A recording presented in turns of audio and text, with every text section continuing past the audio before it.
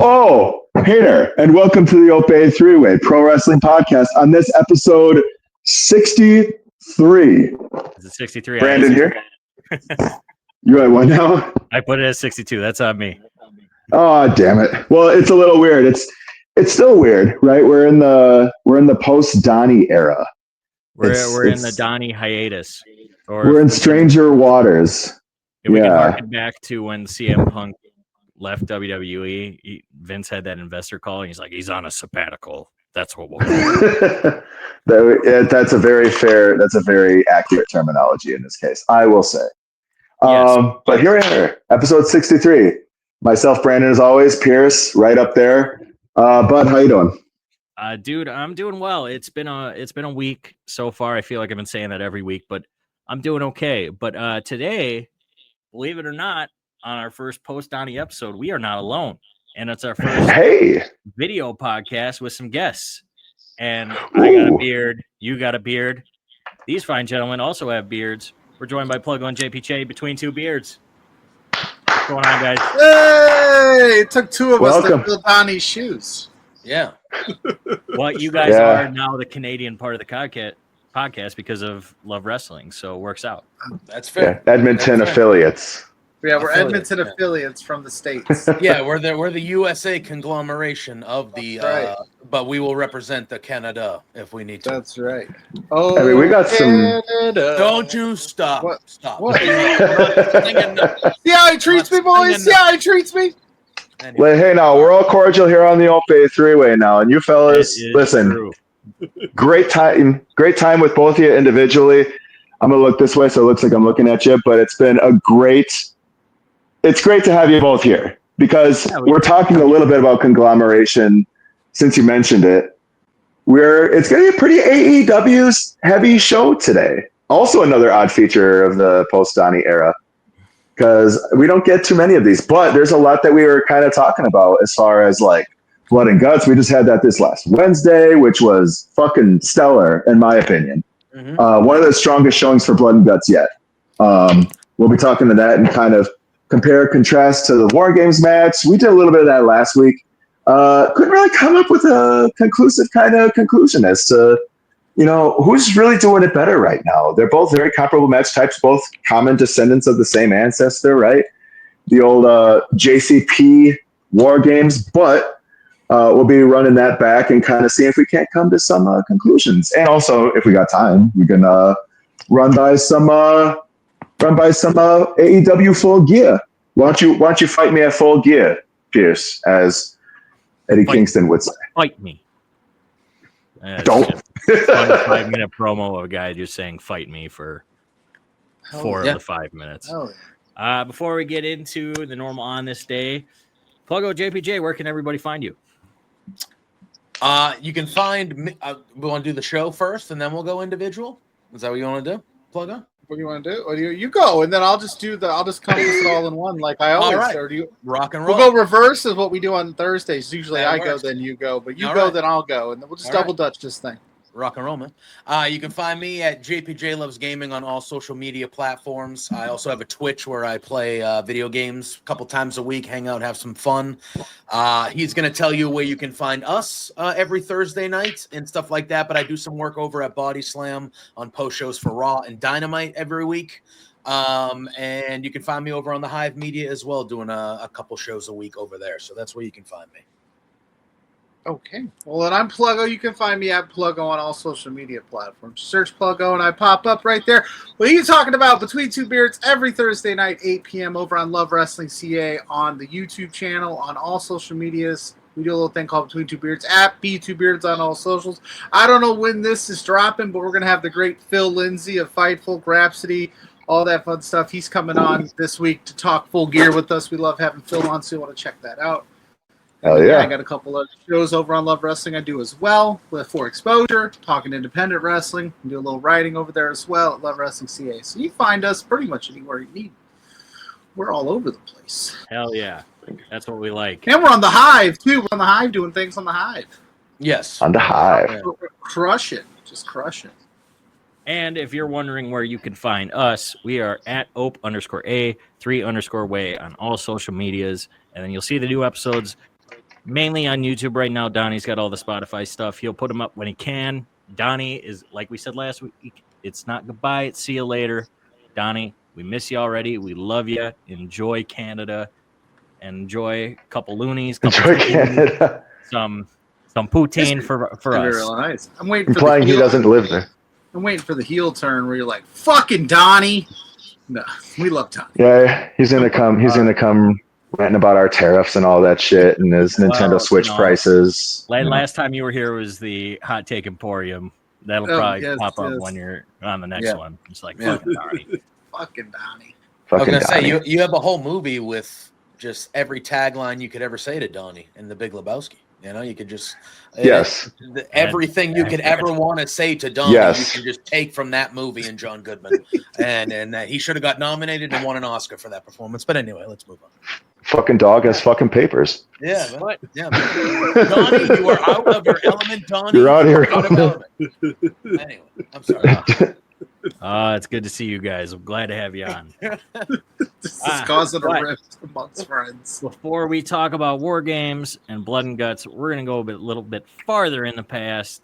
And I added this week, and it's a little longer. This is exciting. So enjoy, boys. You think you know me?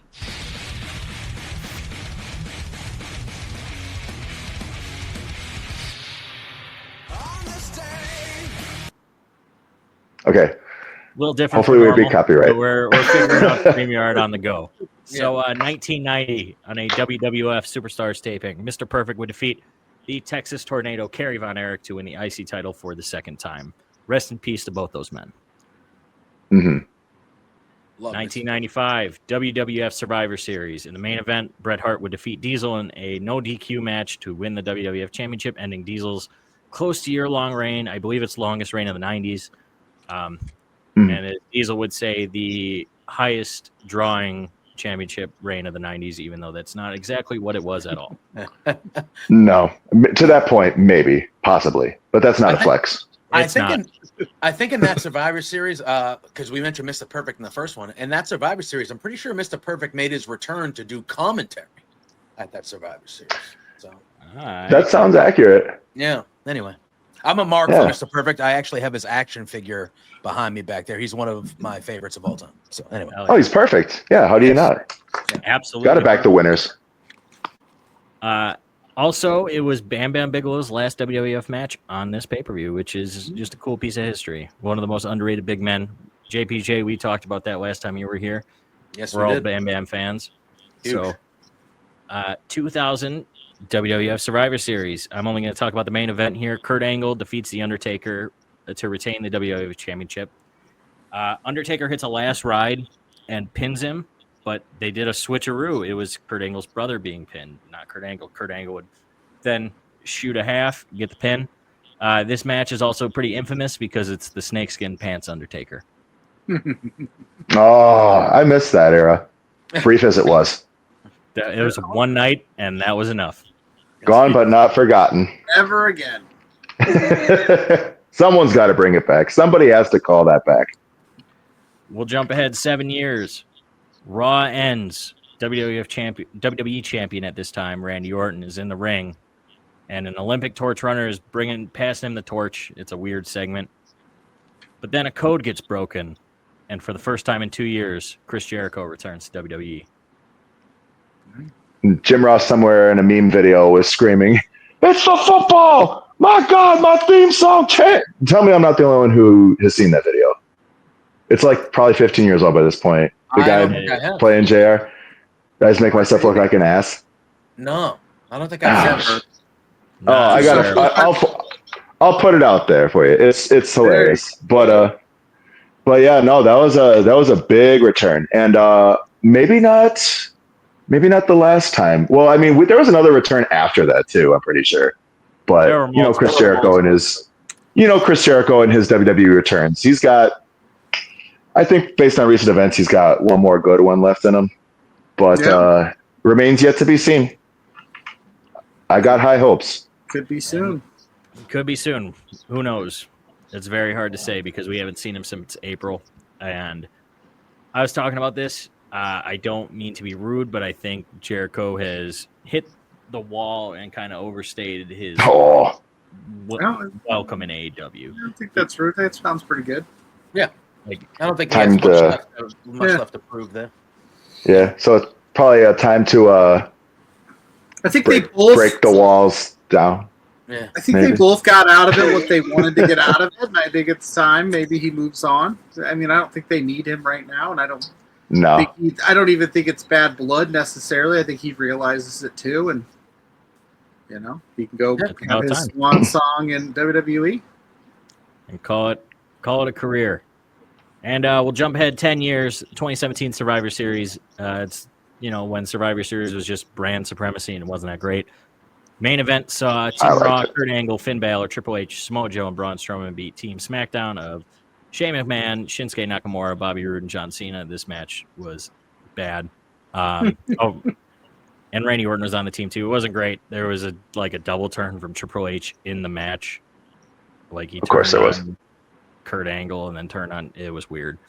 But there was one great match on this card: champion versus champion, Brock Lesnar versus AJ Styles. Absolute banger. Mm-hmm. Yep. Sure was. That was a good era. Did Shane get hurt? Was that the match that Shane got hurt? That was the year before. The year before, okay. Mm-hmm. Yep.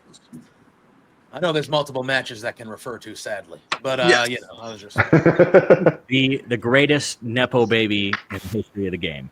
Hey, man. He earned it. No sense of irony there, in my opinion. He straight up did everything for the love of the game, and we appreciate Shane for it. Yep. Hell yeah. I wanted to see him jump in the WarGames this year. He was at MSG on Monday. Yeah, he was up in the nosebleeds. He was, yeah. I'm up in the rafters. That's a great with little Rogan. Because now it's time to talk about Blood and Guts and WarGames. Brandon, you want to lead us into this? So, we got Blood and Guts last week, Wednesday, and I know this was right at the cutoff when we were wrapping up our previous episode. We were talking a little bit about Blood and Guts compared to WarGames. We did a little listicle comparison. Shout out to our now officially good friend, Andrew Kelly, the Sportster, for providing both listicles talking about best WarGames and Blood and Guts matches to date. Now, these matches are effectively just, common... how you want to call it, descendants of the same ancestor, right? Of the JCP WarGames match that later went to WCW, and we saw pinfalls added there. It kind of resembles WWE's version now, whereas Blood and Guts is a little bit more faithful to the OG JCP version. So we'll get to that in a bit, but talking about this more recent Blood and Guts showing, fellas, I feel like there was some good Blood and Guts matches. There's only been 4 to date, to be fair. But I feel like this showing, including the first ever women's Blood and Guts match, which I thought was going to be a little heavy with, 6 gals on each team. Yeah. If I remember that correctly, it was 6. It wasn't 7. 6, 7. It wasn't whatever Ricky Steamboat said. No. I got them up on my phone. I can give you the teams real quick. The Triangle of Madness: Julia Hart, Sky Blue, and Tekla. Megan Bain, Marina Shafir, and Mercedes Moné defeated Chris Statlander, the Babes of Wrath, Willow Nightingale, and Harley Cameron, the Timeless Love Bombs of Timeless Tony Storm and Mina Shirakawa by surrender in 46 minutes. Yep. Hell of a match. Mm-hmm. Yeah. Oh, you what? Yeah, please. You were saying, Jay? I was going to say, this match was great. I thought it had everything you wanted. Sky Blue was pouring buckets of blood throughout. She was 10 on. She was 10 within, on the scale. Yeah, it was within 5 minutes. Yeah, it was almost immediate, and it didn't stop. It was just consistent. It was crazy. I thought, I didn't expect Mercedes to be in a Blood and Guts match at all. But the fact that she came in, she did her thing, and I thought they did it well to kind of remove her out of it with Statlander and all that stuff. And I really thought the ending I loved because, I think the person that's gained the most out of the Death Riders has been Marina Shafir, and I think she's literally gained the most out of all of them. And I would agree. She was the centerpiece of the end of that match. She was the one that was telling the other girls what to do, and she was the one, that was like, hold Tony up while I, and I thought it was a showcase. I thought it was the right choice for the heels to win. I thought it was a showcase for Marina Shafir, who's kind of been thrown into this due to the injury to Penelope Ford, and they've kind of turned this into another vehicle to, in my opinion, make Marina Shafir like heading right towards Statlander in the world title, like which she really should be. 100%. I'm astonished it's been this long since we've even. I mean, I feel like they don't even really talk about Marina in the women's division as part of it much. Like, I mean, clearly she's, a fucking incredible athlete. Like, and I feel like she almost kind of gets, even though she stands out within the Death Riders, I almost kind of feel like she gets lost in that drama a lot, to where she doesn't really get a lot of her own solo feature. And she's effectively like the China to their DX in a sense, but like obviously far less goofy. But in the sense that like she is a standout, and yet she doesn't really like. I think she's just waiting on the gold to show for it. Like, China had her reigns as Intercontinental champ and then also as women's champ, right? But like, I feel like it took a little bit to kind of get there for when she was establishing her dominance to win. But I feel like now with this, like you said, Jay, like this is a great way to show what Marina can do on her own. And I think, like, I mean, who's to say how Chris versus, Mercedes is going to go at full gear, and we can talk about that later. But I feel like she is a clear shoo-in as a viable and a very like believable world champion for AEW. Absolutely. They had to kind of keep her. They had to kind of keep her away from everything for a while as they rebuilt her image into what she is now. So now that you've had to force her into some spots with the injury from Ford and all that fun stuff, like now she can grow. We can actually get those matches where early on, if you would have had her be the muscle to Moxley's Death Riders group, and then she's taken losses or whatever, you'd be like, she's not that tough. But they built her up super well. So. Shit. You have to remember, she's part of the original 4 horsemen of MMA, or 4 horsewomen. She's a legit fucking fighter. And personally, I think they should have put the world title on her when she put that video out of her doing workouts and smoking a cigarette. I thought that was the raw. That was gnarly as shit. But like, yeah, that did something for sure. This was a showcase for her, and it did everything right. And a lot of people are saying, I think Meltzer rated it 4.75 and then rated the men's 5. I think people wanted those flipped. I think everybody thought that the women's match was a lot better. Yeah. I agree. I thought it was overall. I thought they were both great though, but I thought overall I enjoyed the women's more. But I don't know if I thought the match was better, but it was also the first one, so it had a kind of more of a special feeling to it as well, which I think adds into it. But yeah, no, I thought it was a great way. I more cared that I thought the women should have main evented. I thought they should have just flipped the order, and the women should have main evented because it was the first ever one. But I mean, that's why I didn't even want them to do a men's one. I just kind of wanted the women to be able to stand alone. But we got both, and they seem to figure it out pretty well on how to time the show out and make it not so like it was intense. It was an intense 2-hour watch. But I would have loved to just have it stand on its own, so we didn't have this. Well, was the men's better? Was the women's better? What about this? Right. Like I would have just loved to have been like the women's first ever Blood and Guts main evented. It was the only Blood and Guts we had. Great point. That's all we're talking about. But at the end of the day, I'm obviously splitting hairs here because I'm a sicko when I watched both, and I enjoyed the whole time. But we do fall into that trope of let's compare the two. They could have done that. Maybe they could have put one on tonight, one last week, and just had them be a showcase between the two, and then after the fact compare them. Like there's a lot they could have done, but getting both in 2 hours, and like they've been doing these on TV, which I think is crazy, instead of putting it on a pay-per-view. And I think top that rating. We are all in agreement that AEW's pay-per-views are super long and maybe need to be shaved a little bit. So having these on a pay-per-view maybe is not the best idea, and having them on TV, despite the length of the matches, usually is a good idea. Yeah, and I think they do them well. They fit, and not to overshadow. Obviously, we're talking about the specific matches, but I thought I thought Hobbs and Hangman ruled too. Like I just thought the whole show was really good, and that was a nice little breath of fresh air in the middle of the chaos. You know what I mean? Mhm. But yeah, I mean, I wouldn't be. You want to do a men's and a women's one? That's fine. But like, hey, why don't we do the women's one?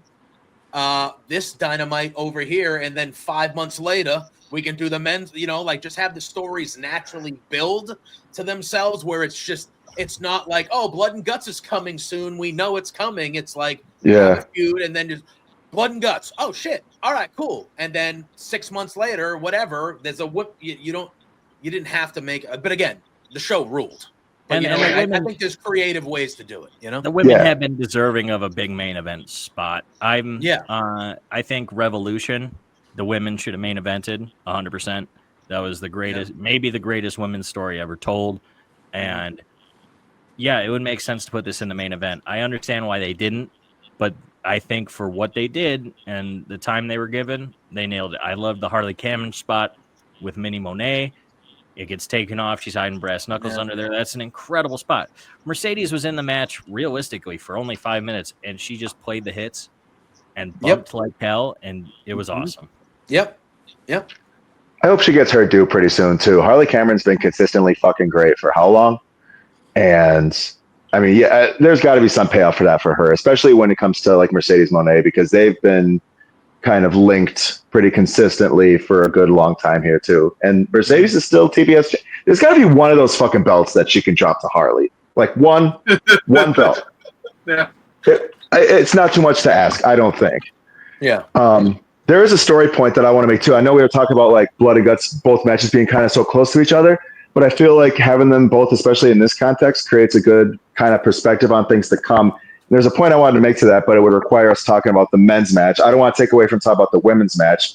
I mean, I don't know if we were ready to move on to the men's match. Was there more we wanted to say about the women's match? It was fucking great. No, it was great. Great ending. Yeah. Oh, yeah. Played it perfect. I thought so. Yeah. But yeah, I'm down. Yeah, I'm down for a good throw in the towel finish once in a while. Yeah. You know? It's weird we had 2 in a week, but yeah. But both of them made sense. So correct. I think it's rare. It's rare when we see that type of finish, but when it's done right, it's done right. And I thought that this one was done right with the Tony and the Mina thing. They're obviously in the tournament, and they're best friends. We have a long history. Whatever. So I thought that worked out really, really well. And I thought it was just played out. Marina looked like it worked the way that it should. Hell yeah. Can't say it better myself. Yeah. Yeah. How about them men, boys? Yeah, the men kicked ass too. Kyle O'Reilly, man. Kyle O'Reilly. Yeah. I know it's for the sickos, but like, there have been in the past month, there's just been more than enough for the sickos. Yeah. I wish I could have seen Donnie's face when John Moxley pulled out a fucking fork as he's walking into the cage. Like, oh, here we go again. Shit. Yeah. Well, they did the bed and nails with Marina, so I guess he had to figure something else out. Yeah, what's the next level up from Sickos? That was what that was for. We got the Sicko Elite Club. Whatever the GCW like faithful are known as, I would say. Whatever the crazy sick fuckers. Yeah, I don't know. Oh, GCW's wild. It was crazy. That match was crazy too. I don't think anybody expected any different than what we got. It is interesting that John Moxley is the one that gave up there. Which there's theories. Disagree. I said it was interesting. It's not interesting? No, well, I thought you were saying it was like it doesn't make sense. I think it makes complete sense that John Moxley it's just interesting. Because the biggest thing about this John Moxley character, and we've seen it every time with Hangman and anytime and with Darby last month, he puts up this huge front that he's this big badass, I can take pain like nobody else. If he's put in a corner, he's quitting. It is a consistent character trait. So, go ahead. No, you go.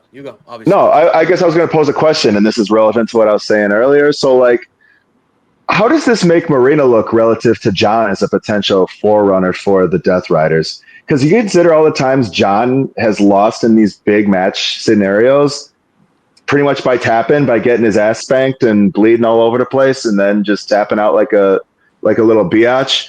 Well, bleeding all over the place, just that's every John Moxley match. Oh, sure, yeah, that's every day in John Moxley's life. But I guess when you look at like how Marina and how dominant she looks, and then you take that, and then you go to John Moxley tapping, bleeding out in the main event. Again, like, what is this? Does this kind of lend to a potential shift in power? Like, because you have Marina, who had been doing her tag thing with Wheeler, one of the younger guys. And by the way, the young guys looked fucking great when they had Yuta and Garcia doing their thing for a bit, and they were showing some really good tandem. I feel like I've said AEW's future is really bright with those two guys besides, but I feel like this was, when you're talking about showcases, I feel like this was kind of a showcase for them to start this match as well. But like Marina, she's been, doing, and I know it's ROH, right? But Marina's been doing some mixed tag shit with Wheeler, kind of, it makes me wonder, like, if Marina's kind of developing this closer relationship with the guys like Yuta, like Garcia, because she's accompanied Garcia too, right, in the Death Riders, and if we could see kind of a schism in the coming weeks where Marina's starting to assume more of this head honcho role within the group. She 100% should. Yeah, the question that I was going to ask to you guys was, the Death Riders are going to walk out on Moxley. That's what this is leading to. Like, Moxley, they're going to leave. Like, that's where we're going, right? Because now he's starting, like you said, he talks a big game, but now all of a sudden he's tapping out 2 or 3 times, and he's becoming weaker and things like that. And I think that this is going to become an eventual, the Wolves are going to attack the leader because he's the weakest link, and then Moxley's going to be a baby. That's going to happen at some point, right? At some point, yeah. 100%. And then I go Moxley just on his own, baby facing on his own, and then I think the crowd would this be for Moxley again, yeah. Yeah, would you call them the Death Riders, or would they end up with their own new name? Because that's kind of Mox's thing. That's hard to say. Yeah, you're right. Because Mox does the Death Rider. It's just like, it's his. I mean, the Death Rider is the name of his theme too from New Japan. That's where he got his music from, and it was Death Rider, the name of the song. So I mean, it's intrinsically his. Right. When they kicked out Danielson, they moved away from the Blackpool Combat Club. So I'm wondering if kicking out Moxley, they do something else. Yeah, I'd have to believe that'd be Blackpool. They could change it up from there. I would assume they go with a name change. If they don't, fine. It's hard to say. That being said, great match, awesome finish. Kyle O'Reilly getting that finish pops me big time. Same. Yeah. Sorry, go ahead. No, it feels like that was them saying, like, Kyle O'Reilly's going to get a singles push now. That I don't think there's any other thing that comes out of that with him winning that. Like, yes, Moxley had kind of been torturing him a little, but he's going to, at least my hopes and why I'm excited like you guys is I think Kyle O'Reilly matters again to me, like on TV. Yes. Like, I was like, this matters now. He beat Moxley. He made him tap out. He won Blood and Guts. Singles push, like let's head him towards the TNT or the Unify, whatever. But that was one of those titles. Yes. you got a gauntlet for a All Atlantic, National. Yeah, Billy Corgan's probably pissed. Some of the NWA guy people have come out like openly and been like, we already have that championship. Like, what the hell? Yeah, Mike Mondo. Yeah, he's probably fuming. But I'd be interested to see if this leads to a relationship between the two of them. I feel like that's kind of a low-hanging fruit, no? I mean, when you consider look at all the other alliances they have. They have CMLL, they got New Japan, they got MLW, they got Stardom. Like, I mean, it wouldn't be, especially considering where NWA is now, like, it wouldn't surprise me if they happen to show up on the radar too. Get a piece of that pie. I would say, though, like, that would help NWA immensely more than it would help AEW. And I like NWA, and I like some of the people there, and I'm fond of it, but it's definitely different levels right now. The NWA isn't what it used to be, but it's coming back. No. They're doing okay. But yeah, that would absolutely be a partnership that would 100% help the NWA. And so Billy Corgan, I think, would sign up for it in a heartbeat. Oh, hell yeah. I don't know if Tony Khan would at this point. But we never know. Never say never in professional wrestling. Well, right, and Tony's kind of already been proven to be a mark for like the Turner products, right? And I mean, WCW obviously has its lineage in NWA, as does like every other historical or major wrestling promotion that's existed in the past 50 years, right? So, I mean, it's another feather in his cap, right? So, wouldn't hurt. But, what was I gonna say? Oh yeah, Kyle O'Reilly and Roderick Strong, I believe, are, unless I'm mistaken, they're both the only two guys who have been in Blood and Guts and WarGames, correct? If I looked it over the notes correctly. Yeah, So I can't think of. I think so. I can't think of any of the women in the women's match who were in WarGames, because Tony Storm, Mercedes, neither of them I think were. I don't think either of them were in the women's WarGames matches that occurred. They'd be the only two that had the chance. Yeah. WWE that I know of. Right. So yeah, I mean, yeah, big ups to Kylo and Roddy for that unique achievement. So, Claudia never made one. No. Surprisingly, no. Yeah, he was gone. Yeah, he'd have been one. Okay. Heck yeah. I've been really enjoying Roderick Strong lately. Just throwing that out. Yeah. Well, Roddy's always been. I've been loving what he's been doing. I've been liking it a lot. So Roddy's always been he's always been that guy because he's got the charisma of a wet dish rag. Like, he gets a stash and tries to set himself up, but it's like, it's still Roderick Strong. But like, then you watch him in the ring, man, and it's just like, it just flows. He is able to turn so many different fucking situations into backbreakers. Shit, I would have never even thought about. Like, I saw him had this, I think it was in the match actually, where he had, what's his nuts? And like a double underhook hanging on the ropes, and then he lifted him up and then just corkscrewed him into a backbreaker. I'm like, who the fuck even thinks of shit like that but Roderick Strong? So Roddy's up at night just thinking about backbreakers. Yeah. Just gets something in his head, writes it down. Killing people in the same house. Yeah. She's thinking about murder. He's thinking about backbreakers. Yeah. I was going to say it. And their kids like, what the hell, guys? If they do kick Moxley out and they want a new member, Roderick would fit in with that group rather well, in my opinion. I actually thought he was going to turn and join them in this match, and I thought the Death Riders were going to win. That's what I actually thought was going to not turn on Kyle, but turn on Roderick loves Kyle. He doesn't give a shit about the boys. Yeah. He doesn't give a shit about the rest of them. So I thought that he was going to, because his wife's in the group, the way he wrestles, his attitude fits the vibe to me. I thought that's what was going to happen. But it can still happen.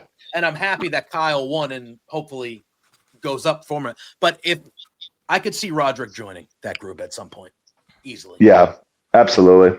Yeah, totally. And in this match, we got some more story for the 4 million people in the Callis family versus Mark Briscoe. Yes, we did. Oh, fuck. Now they're leading that into a match for Full Gear, and I don't know if Fletcher wins that. I mean, we can get into that in a little bit, but it's hard to say. Well, you don't think they're gonna go with Briscoe joining the Callis family? Oh, Christ! I think Callis family is a bit full. Yeah. I don't want to see Mark on one of those fucking paintings. I'll be honest with you. If for no other reason than to keep him off one of those Don Callis fucking family portraits, bro, I don't. Yeah, listen, there's you can say to hell. There's a spot opening up in the Don Callis family because Takesha's on his way out, and you just substitute in Mark Briscoe. I don't know if that's fair. Episode where you dropped the Andrade back to AEW news, that spot's opened up. And then wait, he went back already? Wait, he's back already because of the. Oh, he has that 1 year no compete. He can't. So he just had he had to go back. Oh shit! There's a chance he comes back to WWE because of it. That's a whole other episode because there's a lot being so damn that's sticky. Ooh. I mentioned Andrade on the pod, and then that Dynamite, he showed up while we were recording, and it was just like, oh, shit. And then he's not allowed to be on TV for a year. So somebody screwed up somewhere, and he's now just sitting at home. He's probably getting paid and feeling good. I think he's okay. But yeah, he's working out. Yeah, that is a very sticky situation. There's like lawyer. That's gonna. Yeah, I'd be pissed if I was Andrade, man. Like, I mean, I don't know what they were gonna really do with it, but like. But I think he lied. I think he was the one that lied, right? He didn't tell them he had a non-compete. Somebody's got to look into that, though. Or misunderstood contract. Yeah, something happened, but there's a lot of moving parts to that, and it's just it's unfortunate for both sides because WWE didn't want him. You know, they let him go with cause. So usually when that happens, they just say, "Hey, you're done. Go do whatever." Happened with Alberto Del Douchebag when he got fired in 2014. 2 weeks later, he was on WCPW. Yeah. What's the difference here? I think the difference is probably just TKO. So yeah. Absolutely. And he shows up on Dynamite. He's immediately getting thrusted into a feud with Kenny Omega, and it's like, okay, like they're going to care about Andrade this time because he's immediately going after Omega, and then it was just like, I guess not. There goes the rug. Yeah. I guess rug was rug now you're just a distant cousin in the Don Callis family. Sure. Somehow that's still. Hopefully they remember to call him for the reunion next year. Yeah. Yeah. I mean, assuming there is a Callis family next year, which let's face it, there probably will be. But there's too many of them. Probably be tripled by then. Yeah, there's too many of them shits to just let go to the winds in the course of a year. I hope that group should never lose anything ever with 19 members. Like you should never lose. Do we decrease from 22? Takesha's the New Japan World Champion. Like there's so many titles in that group right now. That's absurd across multiple promotions. So yeah, it's the Don. We dive into the WarGames matches then. Yeah, like how we feeling? Like because we were trying to figure it out last week, right, Pierce? We were talking about like who's doing it better right now, like who leaves a better impression, and I mean factoring in what we've seen last Wednesday compared to also like what we're looking forward to. Not to like jump it as like a Survivor Series preview show because we still got time before that goes, but the WarGames matches appear to be pretty firmly in place for this year, and I mean, it's pretty star-studded on WWE's side of things for the men. Is maybe the most star-studded WarGames match ever. Yeah. For this generation, absolutely. Isn't there still a spot open too on Cody's team? Technically, no, they got that. So you got the Usos. Is it both Cody, Usos? Yeah, you got both Punk Usos. and Roman versus Roman Reigns. Why do I feel like I didn't see Jimmy in the main event? Then I didn't happen to catch him. I only saw Jay. Oh God, I'm sure he hates hearing that. I was just saying that too. I'm like, Jimmy is totally Jay's fucking sidekick now. He don't come out to the tag team music no more. He comes out wearing Jay's shirt, just kind of shadowing him down the ramp, just kind of trying to like make a yeet happen. He's just there, man. I feel so bad. Shout out to the Usos; they're fantastic individuals. But I just I didn't remember Jimmy at all in any of this so far. He's very much. Lou. This is Lou. He's the king. He decides. Lou's got to get his camera time. He is. He's like, you're on camera. Let me hop right in here. Yeah, buddy. So the other side of the men's match is the Vision of Braun Breaker and Bronson Reed, Logan Paul, Drew McIntyre, and Brock Lesnar. That is an insane lineup on both sides. Yeah, stacked. And absolutely stacked. That's the scary Heyman side, man. Yeah, no, that's a very dangerous collection of people, shall we say? Yeah. With Paul Would you Heyman. say an alliance? I mean, I didn't say that, but if you want, I guess. Dangerous. Makes sense. It makes sense to me, you know. I mean, it doesn't sound like it'd make any money, but I think realistically they could take off 4 of the 5 members and Brock Lesnar versus everybody, and it would still be like Brock solos. Brock solos. That's it. Yeah, when you just have Brock Lesnar be the first one out and just mow down the first competitor for the first, and then just. You know, he gets an advantage at some point, and you just always have the advantage if Brock is first. I want to see somebody suplexed through the cage. Is that possible? Can they make that possible? Like that's for WarGames? Yeah, they could do that. I mean, why not? They could. Wait, is WarGames? It's not covered, right? No, we can do it through the side. Yeah, the WarGames cage. Oh, yeah. Yeah, you could give him an F5 through the side, and the side could fall over if they want. Yeah, they've done that before. German through the side. That'd be something. Yeah. German through the side. Yeah. Like, I just want to see Brock stacking bodies as the timer continues to go down. Like, second guy comes in, beats the shit. The second guy stacks him on top of the first guy. Timer goes off. Third guy comes out. Brock just fucking. Well, I mean, they gotta let other guys in too, but it just be funny. You know what I mean? Just like make it fun for Brock. That's what I say. The man's there. You're paying him. Give the people a show. Yeah, that's what I want to see. Brock being back. There's a lot that we can go into, but like I don't want to deep dive on that. That's a whole other thing. That's a whole can of worms. But like, if they're going to have him in fucking WarGames, let him just be a caged animal and just maul people. Yes. Yeah. That's why I probably think, he's probably going to be the last entrant. I mean, he's probably just going to come in and destroy everyone and pin somebody and lead. And that's going to be like, oh, all right, Lesnar dominated. We're going to be like, son of a came in and literally suplexed everybody 7 times and pinned somebody after an F5 after 5 minutes. And Brock wins. ESPN's got your deposit coming. So. I think, yes, he's coming out last. There's no way he's not coming out last. Yeah. He probably is like, I don't want to work for more than 10 minutes. Yeah. That's fine. He has that leverage. He can have that leverage. Yeah. He is a top 3 box office star in wrestling ever, if you look at it. He has that leverage all he fucking wants. But I think the finish should be Braun Breaker accidentally spearing Brock.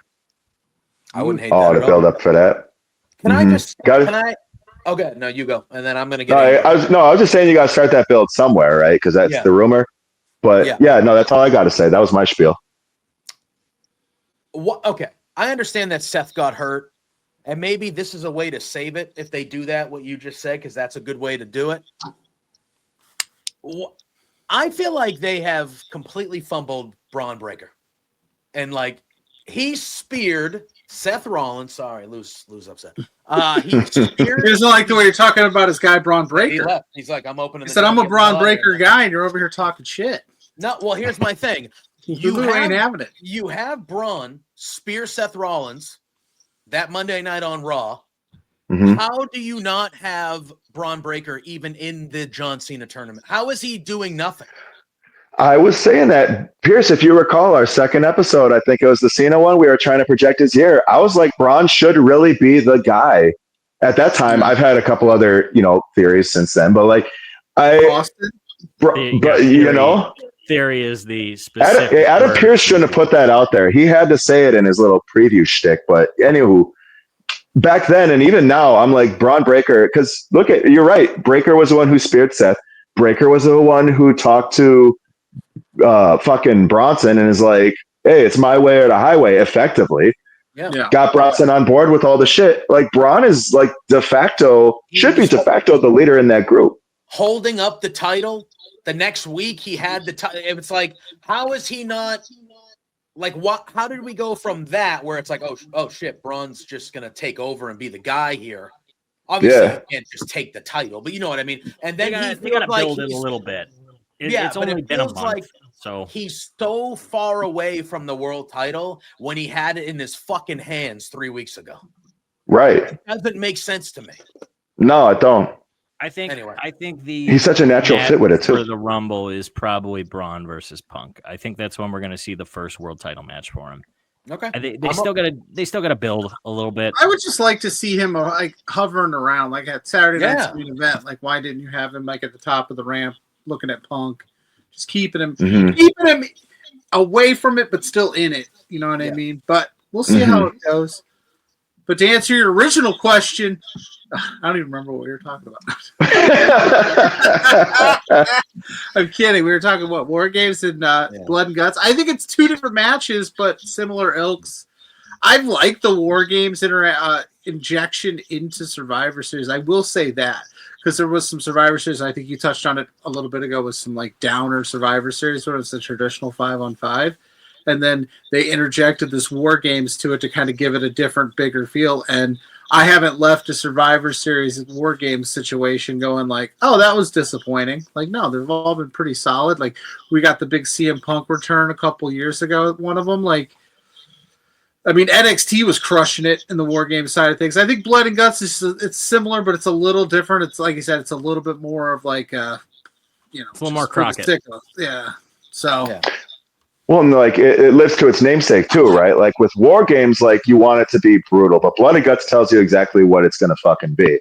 Yeah. And AEW, I feel like has that license a little bit more too. Like, granted, like they had Hell in a Cell with McIntyre and Punk, which showed that they can still put on a brutal show.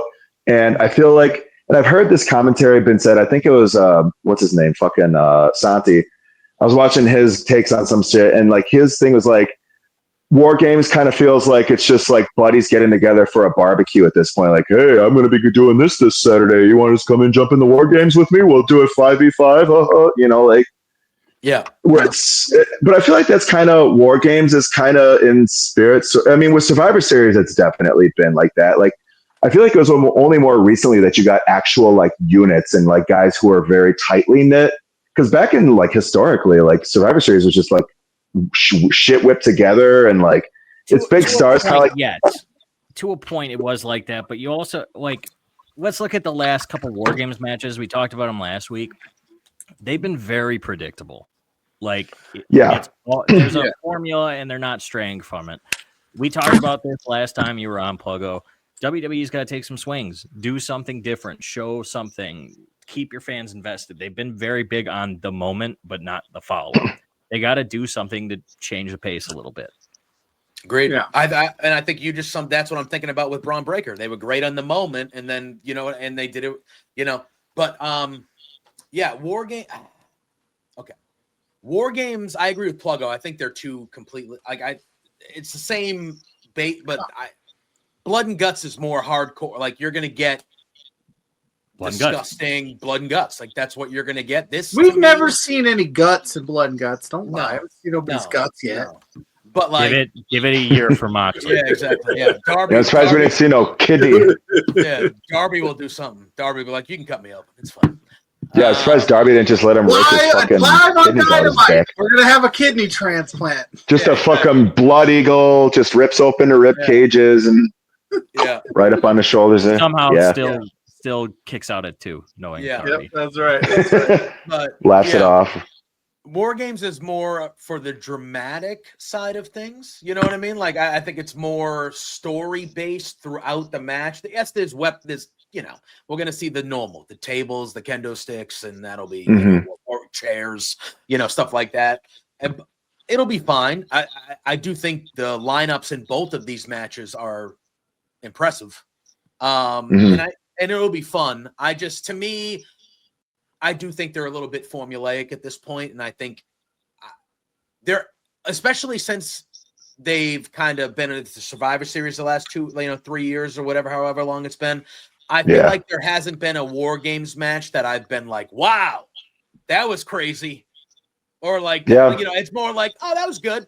That was good. But it's like, there hasn't been one that stood out to me like, holy shit, what a great War Games match that was. Like the 22 War Games match. I think that was the one where it was Bloodline and Sammy versus KO and Bruce. That's the only one where it's like, damn, this was incredible because that showed the storytelling potential of a War Games match. I was gonna say that one leaned more towards the story more than the story. Oh my god moment. The Io Sky trash can moment is always burned into my retina. That's the yearly thing. That's right. And like, it's Survivor Series when Io goes. Yeah, and it's going to happen again, and it's going to be wonderful, and everyone's going to be happy about it, including me. The Bloodline for a one. bit. Yeah, go ahead. I'm sorry. No, you go. No, I was saying this for a bit. They've been doing a lot of 2-day events lately. 2-day Mania, I think, is great. Pluggo, I know your feelings on it. I think SummerSlam is probably the only event that didn't need to be 2 days. Agreed. 2-day Rumble makes sense. Why aren't they doing 2-day Survivor Series? War Games one night, traditional Survivor Series tags the other. Instead of on SmackDown. Fuck. Yeah, they are doing one on SmackDown, right? Yeah. That pissed me off. I think it was, they announced a match for SmackDown. At the very least. Don't give them more ideas, man. Well, just wait. they want to go away from the Vince name, so get ready for WrestleFest, or I don't know.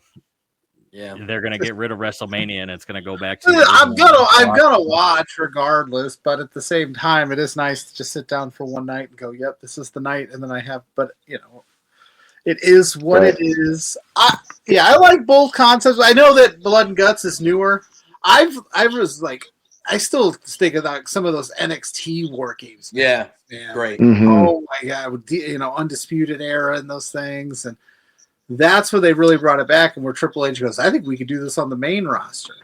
It does feel thrown together this year, but I think that all the lineups will speak for themselves. But it is like, oh, I just want to have some friends, like you said, just have some friends over and party. They need to take swings. That's the point. I think now, if you put them in front of me, which one would you rather watch? I'd rather watch Blood and Guts, just because it's going to be a lot more exciting. I think WWE as a whole needs to take some swings, because I think they have been Monday night when Maxine Dupree won the IC title. That was, to me, I was like, that's the most original, different, creative thing they've done in what feels like half a year. And even then, it took her losing 2 matches, so it's like, oh, here comes the third, and it's in Madison Square Garden, like they're going to do something special. But I agree, like it was definitely like taking a chance on Maxine with the IC title. I feel like is a good move. Yeah, I agree. And just in general, when I heard you say like they got to take some swings, I'm like, they need to do that. Yes, in the WarGames, yes, because that's what we're talking about. But they just need to do that in everything. Because it just feels like they know what works and they're not doing anything super duper creative. And it's like, all right, man, like you're making the most money you ever have. You got the most eyeballs on you ever have. Now, can we make the shows a little bit more exciting? Because they've taken two really, really big swings this year, I would say. Yeah. Jay winning the Rumble, because I don't think anybody expected it. And I think that worked out for the most part. Yeah. And then the Cena heel turn, which I would say was generally fine. Yeah.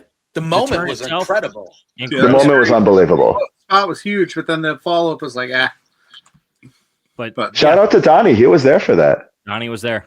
Donnie was in house. That must have been an incredible thing to be at. So Donnie's not here, but he was there. Yeah. He's here in spirit. Yeah. Forever. Everything reminds me of him. Donnie forever. Wells Mania, our buddy Wells, does not believe Donnie is a real person. You guys know he's a real person, so can you help? I don't know what you're talking about. Yeah, I love Wells. I would never tell Wells he's wrong though, because have you seen the arms on that dude? That's a good point. Wells is fucking jacked, son. Yeah. Congratulations to him, by the way. Just had a child. Yes. Had a child. Absolutely. To Wells and the missus. Baby Wells. Absolutely. Yes. Hell yeah. Blessed by John Cena, nonetheless. There we go. I mean, who else? I mean, on the hierarchy, there's not many more you could get higher than that blessing. No.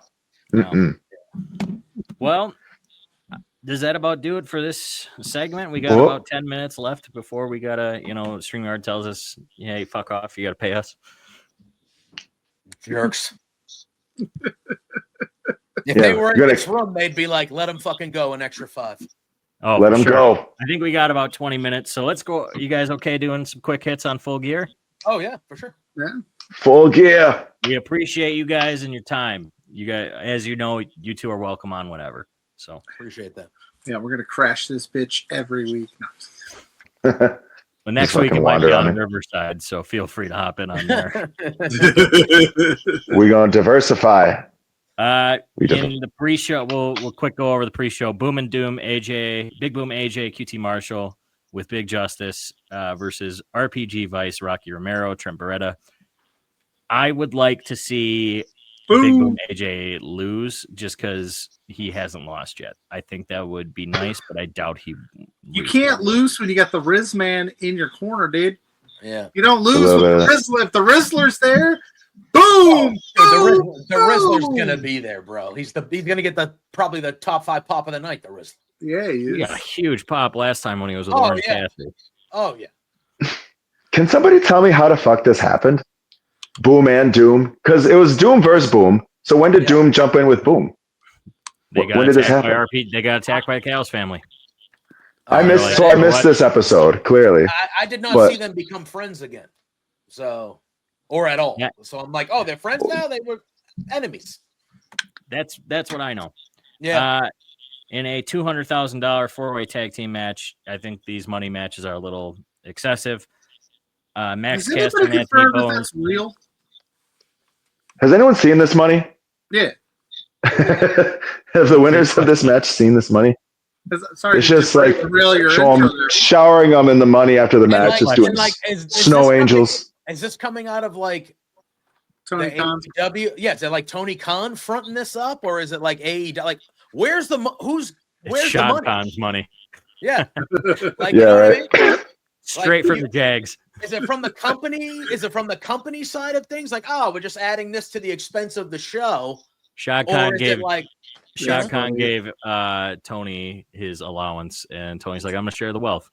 I'm going to share with my friends. Yeah. So what a nice guy that's Tony. Anthony Bowens, the former Acclaimed, everybody still loves them.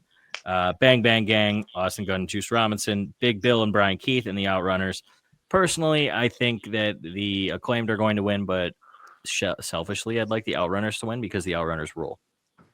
Yeah. Have the Outrunners won one of these yet? No, but we got to see them brawl in a beer hall, and that was pretty cool. Yeah. Yeah, that was worth my money, that's for sure.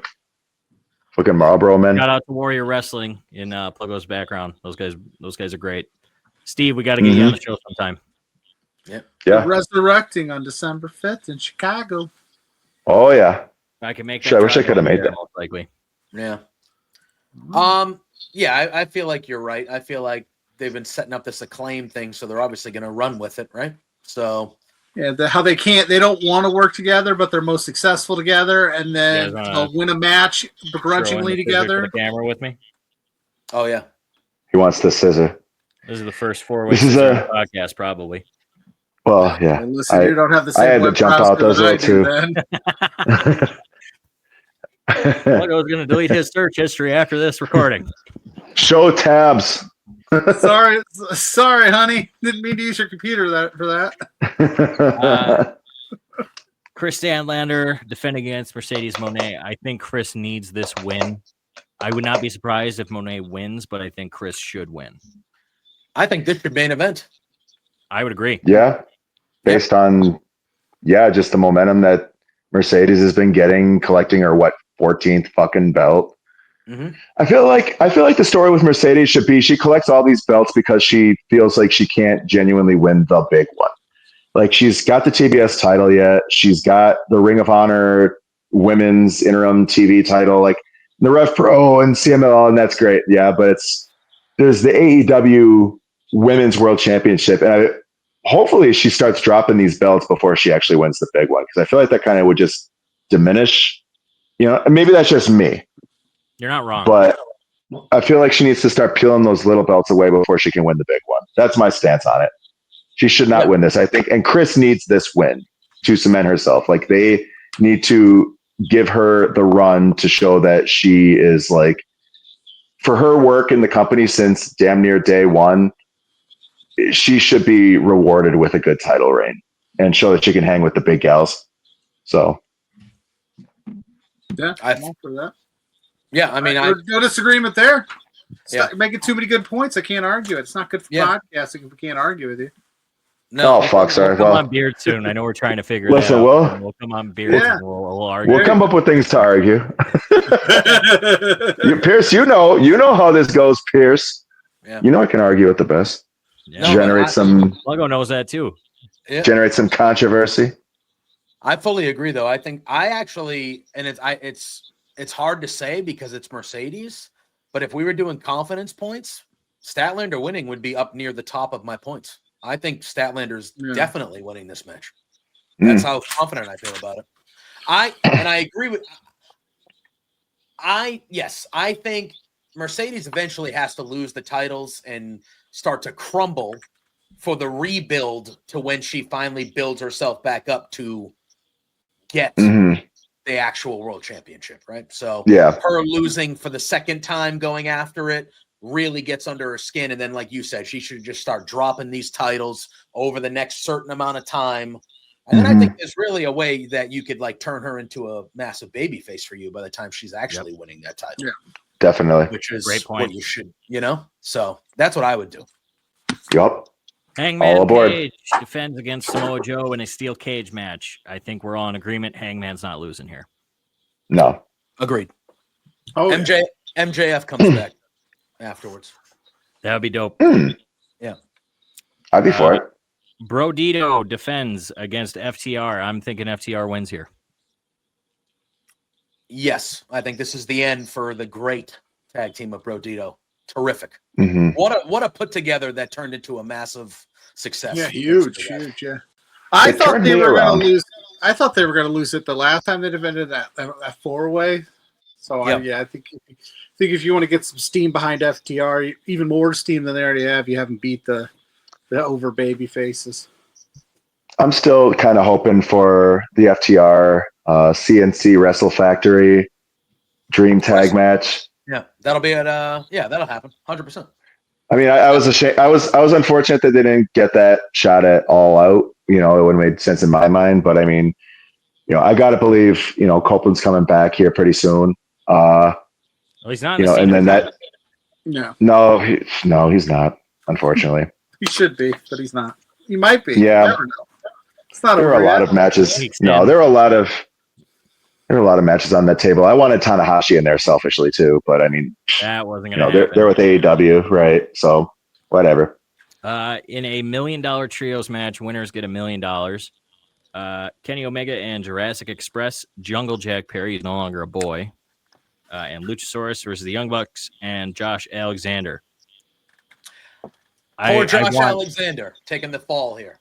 Right? I would actually prefer the heels to win, just because since they lost the EVP's title, I think the EVP run, everybody can agree, was quite annoying. Them, when they win these monies, they get all their pyro, get their music back. Selfishly, they'd like them to come out to Mbop again. But, I think it'd be fun if they won and then they get this extended run with their pyro and music as normal. I wouldn't hate it. I think the Bucks are doing some of their best work. Yeah. Character-wise. For sure. They're so fun with all of this being broke and need money. Then when they have money, they blow it. So I want to see them win another $1 million. That's what I want. I want to see what they do with that. Yeah, what are they going to do with it? Yeah, are they going to go? Like we saw them at the casino last time. Like what are they going to do with it? I know what they do when they're broke. I know how it is to be broke. I want to see somebody win some money. Yeah. Got back that winner. Casino gauntlet match for the inaugural AEW National Championship. We don't know all the participants. The ones we know are Bobby Lashley, Shelton Benjamin, Ricochet, Kevin Knight, and Speedball Mike Bailey. Fun fact, I like to break news on your podcast. Bobby Lashley just murked Ricochet. He's number 1 in the Casino Gauntlet. I don't know why they do these matches. Why would you want to be number 1 or number 2? Yeah, it's true. Well, this is the Casino Gauntlet. But this could end at any time, though. This isn't. Yeah, right. If Bobby Lashley pins number 2, he wins it. It's over. Yeah. So you want the 1 spot. You would want the 1 in this one, oddly enough. Yeah, Lashley can finish a match quick. I believe that. And it can. Sure can. With who we know, I think a fun first champ would be Ricochet. That's just me. Yep. I wouldn't hate it. Philadelphia Eagles fan Ricochet. Well, now I don't want to. Fly, Eagles, fly. Don't do that shit. I'm just kidding. Fuck the Eagles. No, exactly. Fuck the Eagles too. No, what am I fucking doing? We just had their fucking episode with them. I don't even talk about that fucking game. Oh, yeah. Any hoodle. Oh, we can talk about the next match. Kyle Fletcher defends against Mark Briscoe. If Briscoe loses, he joins the Don Callis family. I don't want to see Mark Briscoe in the Callis family, but I also don't want to see Kyle lose the title just yet. But if he does, I would be okay with it. So I'm going to go with Mark Briscoe. Okay. I'm going to go with Kyle Fletcher because I think it's funnier to see Mark Briscoe have to join that family. It would be quite funny. I think that's the route they're going to go. I agree with Pluggo. I think Kyle Fletcher is in this weird state where he's world title caliber, but I think it's too soon for him to lose the TNT title, even though I think he's kind of above the TNT title, if that makes sense. I'm like, it feels too soon for him to lose it. Well, I feel like with Kyle, I feel like him having the TNT title is very fitting because you talk about him being world title caliber, right? And right, it's not his time. But consider historically what the TNT title has meant to AEW since its inception, and then how it's kind of had that dip in prestige for a while where it was underneath the international title. You know, I feel like you had like a couple who's who champions like Wardlow and Joe who were just kind of like, they're all right, but like they weren't really like prolific. They weren't really like, you don't really associate them with the title. I feel like Kyle's having one of those runs right now where you think of like the greatest TNT champions particularly and the guys who really put it a step above. I feel like Kyle's definitely like in that top 3 discussion with guys like Cody, with guys like we'll say like, you thought Joe was better than Miro? Samoa Joe as a TNT champ? Probably the best TNT champ ever. Up there. Yeah. Yeah, I suppose. Yeah, well, I suppose. Yeah, I guess I associate with guys like Miro, but then again, like that was more when I was hype about the TNT title too, and like I'm a Miro mark besides Rusev mark. About the TNT title. Hey, listen, we don't have to get into it, but let's not forget Cody. I mean, Cody was quite a good, not the last run, but Cody was quite good. Cody was a great champion. Yeah. Mm-hmm. He didn't have Cody a last did a name lot of good stuff, but it was Cody. It was Cody. And then the final announced match, I'm sure on Dynamite they're going to announce like 4 more. Darby Allin versus Pac. I would like to see Pac win this. I think Darby would make sense because he's trying to kill the Death Riders, but I think Pac winning would be just cool. Yeah. That's fair. Darby's one of those guys where it's just like they always pick him to win. They always have him win. So that would be an interesting, like, Pac got one up on him, and we start to see the old Pac that they. Well, yeah. All right. Here's my thing. What? Darby beat Moxley twice. Yes. Like Darby made Moxley tap, and then he beat Moxley twice. Why is he still messing with the Death Riders? Like, what is Darby gonna get out? Like, how do you go from beating the leader and then fighting the henchman after you beat the? Don't you fight the henchman on the way up to the? He likes pain. That's fair. That's fair. He is crazy. He's a masochist. Well, then he should be fighting Claudio. Can Darby do something else after that? Like, this match is going to be fucking awesome. Like, I'm not complaining. Oh yeah. Match. But like, why is he still fucking with the Death Riders? He beat the guy. It's over. How do we know when the Death Riders are dead? Isn't that like his whole objective? Like he did the whole shit at fucking All In. He did we had the fucking blood and guts match, and he was part of that. And it's like, at what point is this shit really fully dead, buried, and cemented in the vault? Like, I don't know. Like, and they can't even tease the Darby Mox world title match no more because Mox hasn't been world champion. So like now that's the thing too. Like, talk about like, moments and follow-ups and stuff. Like that was a moment they had that they kind of in reverse. Like that was a moment that they could have had that they probably, looking in hindsight, could have and should have maybe reserved for Darby, all things considered. But now what do you do with them? Moxley's tapping every other fucking pay-per-view. The Death Riders as a whole are like, they've added members. So they're kind of, in quantity sense, they're stronger. Yeah. You got these young guns and Garcia and Yuta. Is he going to start picking fights with them because they're the new blood? Like, what the fuck? Like, presumably after he's done with Pac, but like, Darby should be maybe taking a look at the C2 coming up or the world title. I would agree. This story needs to end. It hit a logical point at Blood and Guts, even before that at the I Quit match, but I guess we'll see what happens tonight because they're doing a tag match, Claudio and Moxley versus Orange Cassidy and Roderick Strong. So I guess we'll see what happens. Yeah. Maybe Claudio puts John in the dirt with this match. I mean, I don't know if they'd save it for just an episode of Dynamite, but I mean, Claudio is like his purveyor of violence. Is that his title within the group? So, I mean, he's kind of like a right-hand man to John. So maybe he's the one who pulls the plug on him. I guess we'll see. Time, brother. It's time. We'll see. It really is. Listen, they tried to murder Danielson with a plastic bag when they kicked him out of the group. So they're going to have to do something dastardly to Moxley. Something audacious. Oh, a man. Garbage bag. Yeah. Oh, man. Yeah. Body bag. Something. All right. Well, that does it for Full Gear, guys. Thanks as always for stopping in. We appreciate you boys so much. Absolutely. Thank you for these two. You guys for having us. Yeah, thanks for having us. Yeah, absolutely. Anytime. Yeah. Like I know we tried to figure out us coming on beers last month. We'll make it happen. Yeah, we'll make it happen. Sure, we'll figure it out. You two, just let us know. We'll get it figured out. Yeah, absolutely. Brandon, you got anything else? We're riding the fucking thin line before we get kicked off. No, I mean I ain't got a spiel for it. Miss you, Donnie. We can't end the show without saying that. And yeah, it's let's all have us a fucking happy Thanksgiving and Survivor Series. I got a turkey to figure out how to cook. This is my first year with this shit, so I'm excited. Good luck. Don't overcook it. Don't overcook I'm gonna it. make some mac and cheese for the family. Attaboy. Yeah, I'm excited. Oh yeah, that's exciting. Yeah, that's a good. Making the bird. Well, have a happy holidays, fellas. And yeah. We'll figure something out in the future. Maybe you guys come on for the Ope-Eh Awards. That'd be a good one.